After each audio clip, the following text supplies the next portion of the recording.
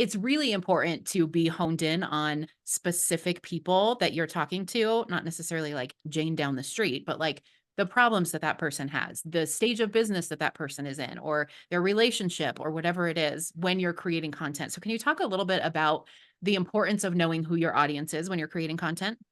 Yeah, and I would venture to say you can talk to Jane down the street because the more specific you can be, the more actually universal it ends up being. So I'll give you a little example of what I mean by that. That's not a phrase by me. That's like a famous writer that said that, and I can't remember who said it.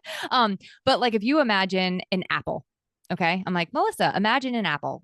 I don't know what just popped into your head. It could have been a Cortland, a Granny Smith, like a Yellow Delicious, who knows? But if I tell you to close your eyes and imagine a slightly too tart Granny Smith apple, like the inside of your cheeks start to pucker up because you can, most of us listening are familiar with a Granny Smith apple, and it's so specific that it creates that feeling, right? So I think that when we do get specific, it's okay because it actually helps it to be a more universal experience. And I can't even tell you how many times I've been thinking of a person, like I'll sit down, write my email. I'm like, this is for Christy, right? And I'm sitting down and writing this email to Christy. Somebody else responds. Well, Christy responds and says, like, oh my God, that was me.